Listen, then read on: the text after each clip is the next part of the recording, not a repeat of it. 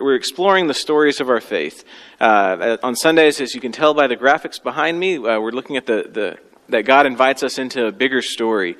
Our stories always intersect with God's story. God invites us to see that we're taking part in something much bigger than we could write for ourselves. And so on Sundays, we're kind of exploring what that means in a more theoretical sense. And so on Wednesday nights, I decided we'd explore that in a more storied sense, looking at some of those actual stories in the Bible, some of those ways in which God is writing this story out for us, helping us to understand what it actually looks like to live a God-centered life, what it actually looks like to be faithful and to know that God is with us. And so we're doing this kind of in light of some of the last words of Jesus from the cross. There's a lot of stories, so I had to figure out some way to whittle those down, and so I decided we'd kind of tie into the Bible study that's going on just a little bit and look at the last words of the cross to kind of help us narrow down those essential stories, those essential ways in which God is calling us to live. And so today's word from the cross, Jesus is hanging upon the cross, and he is speaking to one of the criminals who's hung there with him. And he says, and Jesus replies, "Truly I tell you, today you will be with me in paradise. Today you'll be with me in paradise." And when I hear that sentence, when I read those words, that word "with" just stands out to me so much. It's such a loaded word, such an important word. In the Christmas season, we always say that God is Emmanuel, which is a fancy word that simply means God with us. With us, God. That God is not over and against us. God is not away and far away, but God is actually with us in that season. And so today we're going to explore that word. So I think it's very easy if we don't think about what those words actually mean, what the words of our story actually tell us. We can get lost in terms of, we can go in all sorts of wrong directions. So we're going to be using the story of Ruth to help us understand what it means to say that God is with us and what it means to have a faith that emphasizes this idea of being with. So before we get going full speed, I want to invite you to stop and join with me in a moment of prayer. Almighty God, I ask that you would hide me behind your cross tonight, so that it might be your word that is spoken this night, so that it might be your Holy Spirit that touches our lives and makes us new. Amen. So we're using Ruth's story to unpack this idea of with. God with us with each other. What does this word "with" really point to? And you might notice today's sermon is going to be a little bit different than I often preach them, because I realize in thinking through what this looks like, "with" is often is such a messier word whenever you apply it to human relationships. Being with your family at the holidays, maybe being with your friends, being with any group of people. It never flows quite so logically and simply and concretely as you might wish it would, as you might expect it to. And so instead of sort of trying to get to like the one and only concrete absolute point that you have to take home, we're going to meander a little bit tonight and explore this concept of witness through the story of Ruth, trying to understand what this actually looks like. And the reason we're picking Ruth is because I think it's such a good counterexample to the way that we often treat faith in so many different ways. If you think about this idea, if Jesus says, you'll be with me in paradise today, that with me in paradise, we often kind of hear that and we think, paradise, okay, that's heaven, okay, that's, the land of the angels, that's where everything is all set right and everything is good, and we just kind of sit around and we sing Kumbaya, and it gives our faith this sort of very sentimental picture. It's like the Hallmark card that you just kind of pull out at the holidays and you just say, everything is peaches and cream, everything is great, and as long as I can just close my eyes and pretend like it's great, then it must be, and someday I'll get to heaven anyway and it'll be okay. And then we think, heaven is that otherworldly thing after all. It's not this world, but it's the next world. It's, God kind of wiping the slate clean and giving us this new heavenly home. And so we have this very easy way of kind of pretending and closing our eyes to the realities around us because we think of our faith in those kind of concrete terms. It seems like heaven ought to be this kind of easy concept. You simply say the sinner's prayer, you simply ask God for forgiveness, and then just like a snap of a finger, God can set all things right.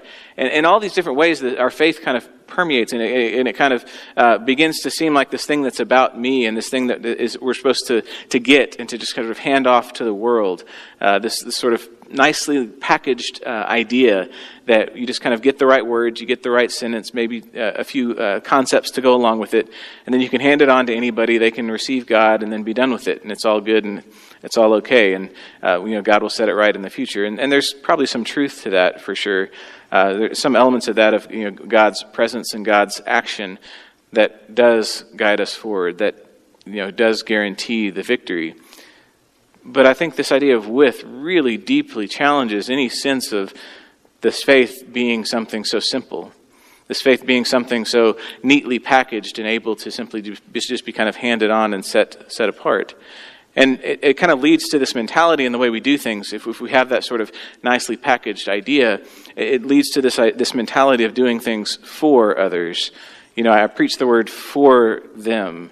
I preach it so that they'll get it. I go and I work on somebody's home, so I do this work for them. I'm the one with the resources. I'm the one with the strength. I'm the one with the blueprints and the knowledge, and so I do something for them to help them out. And I feed somebody. I'm the one with the food. I'm the one with the resources. I know what somebody else needs, and so I just do this for them. The lessons that we teach, everything becomes this sort of thing of like the church has all the answers. We have the nice little package, and we just kind of hand it out, and we want to do this for people. But that has this way of creating this hierarchy and this distance, this sense in which, like, we inside the walls, we have all the answers, we have everything that ever really matters, and we get to hand that out to the lowly people outside of our walls, to those people who don't know any better, those people who never had the training or the sophistication that we have in the way the faith is lived out. And it creates such a hierarchy here. It's very easy to think of ourselves as the insiders, the ones who get it, the ones who know everything the way it's supposed to be done, and those other people need us. But it never turns around in our minds to recognize maybe we need them just as much as they might need us. And it creates this sense of distance. So it's not so much doing life with other people. It's just I just drop off the little package and say, here you go, and then I can go on my merry way and do whatever it was that I was already doing anyway. And so faith becomes this very transactional thing where we simply do the one thing that we were obligated to do, and then we move on with our lives and never actually feel that challenge. We never actually see the ways that God is transforming us in the process of the work that we do. If it's always for someone else, then God never actually has anything to say to us. We simply assume that we've already got everything we need. But Ruth tells a very different kind of story. If we read Ruth and think of her life as some exemplar of a faithful life, then you'll realize this concept of for others makes no sense at all for her. This idea of heaven and faithfulness and whatever is about some far-off perfect paradise, it really makes no sense at all. Ruth is a minor prophet to some scholars, to some interpreters. And it's a reminder, as I said last week, and I've said many times before, that prophecy, we think of it as this idea of future telling, like somebody a long time ago said something and then not quite so long ago it came true, and so then we know that was true because it came true and it's very exciting. And maybe there's some truth to that, maybe there's not. But there's so much more to prophecy either way. Prophecy is about learning to see the story that God is writing out in our lives.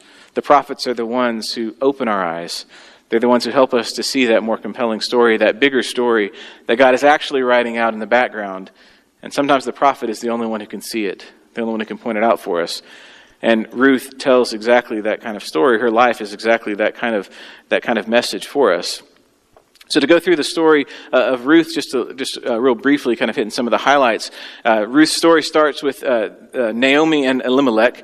Naomi is the wife and Elimelech is the husband. They're married. They have two sons named Mahlon and Chilion. The names won't be on a quiz at all, so don't worry about that if you can't remember the names. But just remember Naomi and Elimelech have two sons.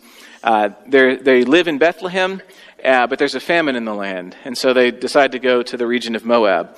And so when they get to Moab, Mahlon and Chilion, I have trouble remembering the names too, Mahlon and Chilion find wives in this new land of Moab. And so one of them marries Orpah and one of them marries Ruth. And so you have, of course, Naomi and Elimelech with the two sons Mahlon and Chilion going to the land of Moab, finding wives for the sons. And so there's a nice big family of 6, and it's all wonderful, and everybody gets happy, and the end. Well, no, not quite.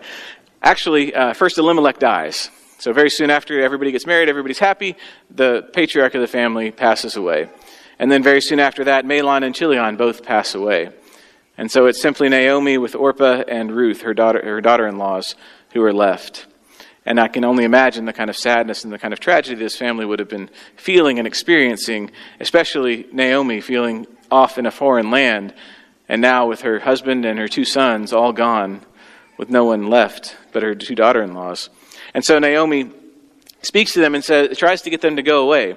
She says, I have nothing for you. I have no sons. Even if I had sons today, you're not going to wait around for them to grow up old enough that you could marry them anyway. And so you guys really need to go away. And so Orpah does heed that warning and turns back. I would say probably smartly she does so. In those days, there weren't things like life insurance policies. Really, a life insurance policy was your sons more than anything. Not even your daughters so much, because daughters in those days weren't able to own land. They weren't able to provide. They weren't able to do the work that was necessary to survive oftentimes. And so if you were a widow, if you had no sons, especially if you were trying to care for 2 daughter-in-laws, you really had very little hope of figuring out how to accomplish that, because the world was just so different back then. And so if you look at Orpah's actions, her decision to go back, it makes a whole lot of sense for her to decide to go back to the Moabite people, to stay there in her homeland, and to be with them. But Ruth has a very different idea. Ruth commits to stay with Naomi. And then you come across one of the most beautiful passages in Scripture, I would argue. It's one that's in a lot of weddings. Sally and I had a portion of it read in our own wedding.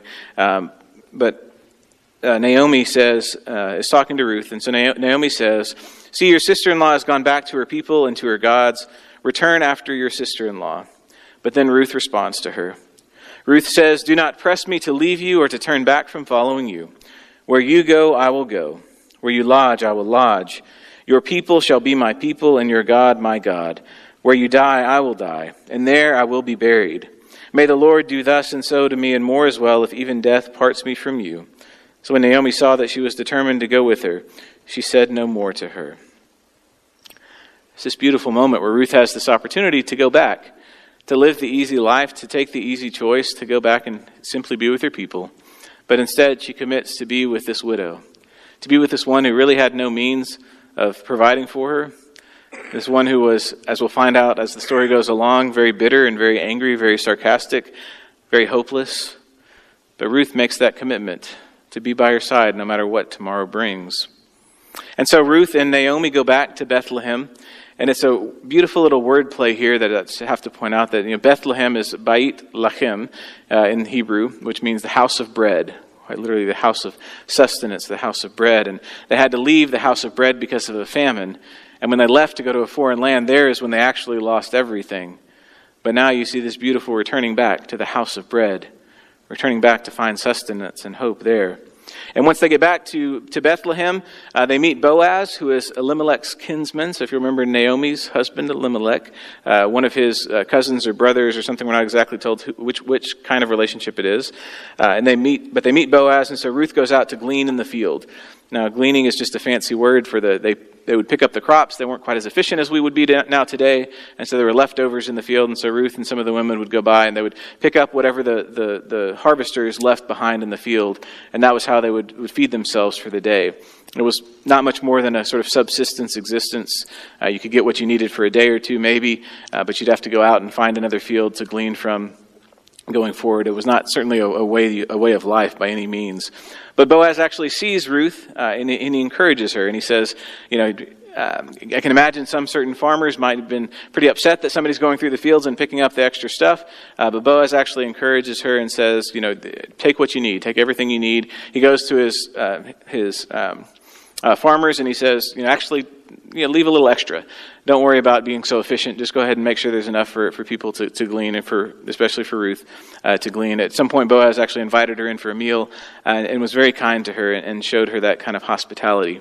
And so then Naomi encourages Ruth to actually take this a step further and to go to the threshing floor with Boaz, to wait till after he has eaten and wait till after he's had something to drink and go to the threshing floor. And there she lies down with him. And there's a lot of wordplay here that I'm not going to get too heavily into. There's this idea, some of it is very happy-go-lucky. This idea of the kinsman, the relative, is also the word redeemer. And so this idea of the kinsman is inherently tied with the redemption story, with the hope that that there is something more for Ruth and for Ruth and for Naomi. there's this idea of spreading the cloak. There's a spreading. Ruth asked Boaz to spread the cloak over her, which is a sign of protection and a sign of comfort. It's something that's used of the Lord as well, that the Lord would spread his cloak over his people. And I'll admit also there's a lot of innuendo there. So this idea of laying down with someone, of feet as a euphemism for, I'll let you leave that up to your imagination. There's a lot of stuff going on here that shows this very fascinating and complicated wordplay going on between Ruth and Boaz. And the fascinating thing, or the real significant step in this journey, is that it actually kind of works out the way that I think Naomi had hoped it would, and the way that Ruth hoped it would. Boaz decides that he wants to receive Ruth as his wife. Now, there's a one little catch in this, in that in this day and time, there was a very specific rule that if a woman's husband passed away, it was the next of kin who had to marry her and maybe got to marry her, I don't know, but would marry her and take her on. And so there's actually a closer kinsman who they have to go and check with. And so Boaz goes and does his duty and checks with this other kinsman and says, hey, there's this plot of land. If you want it, you can have it. And he says, yeah, that sounds good. And he says, okay, it comes with Ruth as a wife. And he says, okay, well, maybe not. I'm okay with you go ahead and redeeming that one. That'll be fine. And so Boaz takes Ruth as his wife. So Boaz is, of course, the second in line. And so Ruth and Boaz are married. And so it is that this promise, this hope, gets fulfilled. It's a very romantic scene, as you can tell. This wonderful way of following the traditions and following the laws, so that Ruth and Boaz wind up getting married. Now, after Ruth and Boaz get married, they give birth to a man named Obed. And Obed would be the father of Jesse.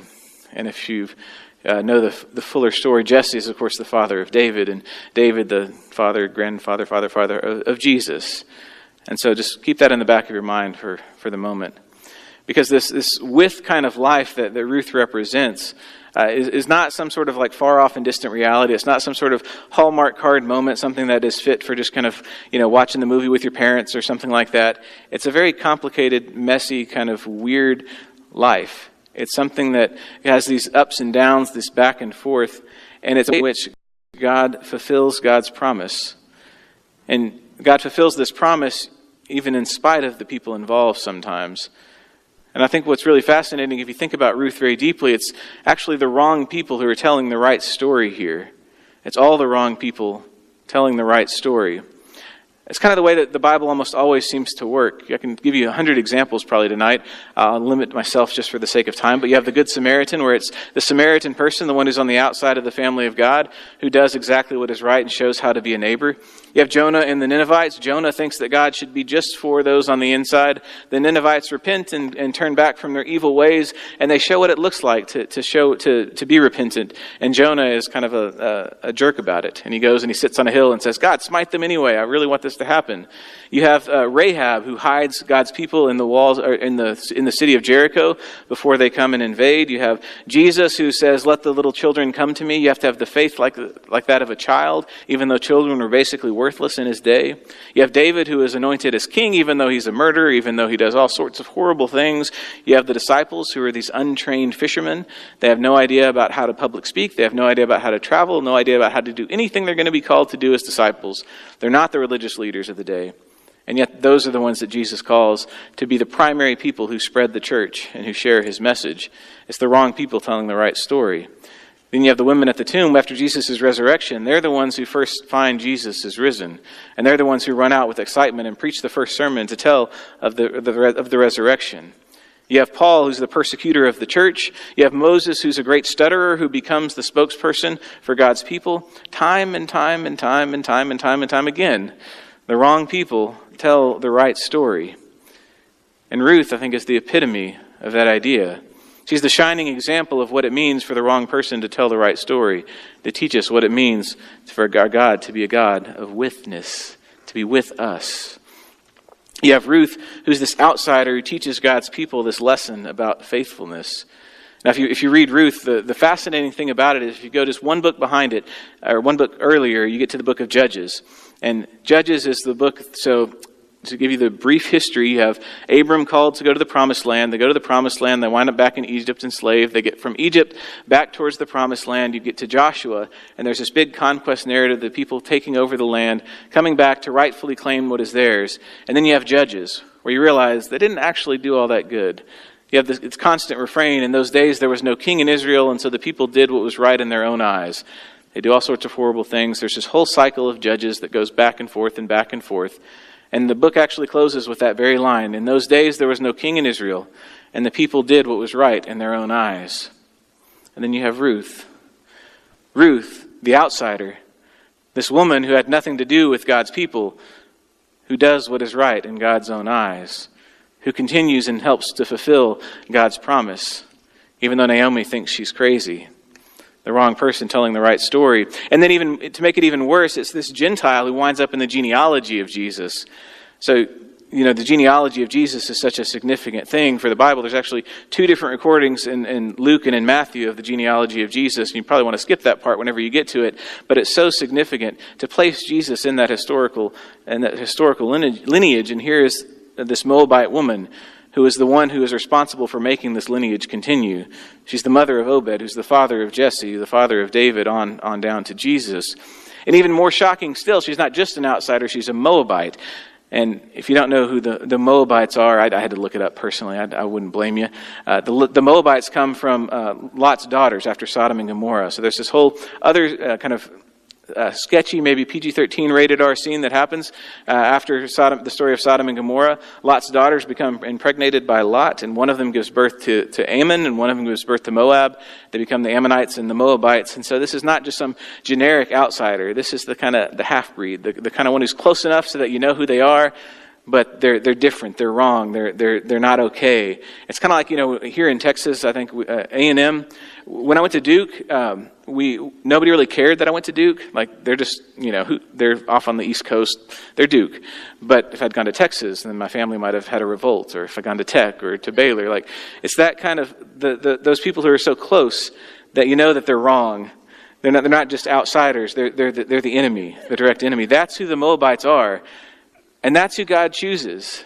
That's who God uses to fulfill God's promise, the wrong person telling the right story. And in the final escalation here, that you have this hope in the face of hopelessness. Naomi, who's supposed to be God's child, who's supposed to be God's person, who's supposed to be telling this amazing story and sharing God's promise, she's the bitter and sarcastic one. She's the one who has no hope. She's the one who just says, go away. You might as well leave me. And yet, Ruth says no. She brings hope. And she finally brings redemption. And then 2 other things that are just so fascinating to me. I'll share them briefly. The woman is the one who does all the work to make the promise happen here. It's a fascinating thing a professor pointed out to me in seminary. So often it's the men in the Bible who are so that the promise is fulfilled. The women in the Bible are the ones who are how the promise is fulfilled. They're the ones who actually do the work. They're the ones who actually get what's going on, who take the steps. And that's right. And make things happen. And so it's such a countercultural thing. Ruth is such a countercultural voice for us to see the wrong person telling the right story. And finally, it's this virtue of compassionate care that makes this narrative possible. We so often think about the military might or the great speeches or the authoritarian rule or these really significant kinds of probably masculine virtues that we think are so critical and important in our world. And yet here it's just Ruth taking care of her mother-in-law. That's how the promise is fulfilled. This powerless woman simply shows up, and she was able to bring healing to her mother-in-law. And through the lineage of Jesus and through fulfilling this promise, she's able to bring healing to each of us as well. Ruth provides such an incredible counter story to the story we so often tell. It's not something that's sentimental. It's a life and a love that is lasting. It's not something that's all about the other world, but it's about what actually happens here. It's about the choices we make and the relationships we have here in this world. It's not just about me and what I want, but it's about us and what's best for the community. It's not about taking power over, but it's about serving one another and learning to give of ourselves. And if we don't do life with those that don't agree with us or don't look like us or don't act and talk and think like us, if we don't do life with those people, then we'll never hear the right story told by the wrong person. We often think that we're supposed to stick together with those who agree with us, to form our little cliques, and if somebody disagrees with us, we kick them out. That's kind of church 101 for so much of our world today. But if you look at the story of Ruth, and if you see this idea of what it means for Ruth to be with Naomi, the very promise of God is fulfilled because the wrong person tells the right story, because they had the audacity to be with each other and to carry that love through no matter what the next day would bring. And so this is not some sort of simple and easy way for us to think about exactly what it is that the Christian life is supposed to be. It's not something you can kind of wrap up in a bow, but I want to go ahead and invite the band to start coming forward as they play and as they offer this moment of reflection for us.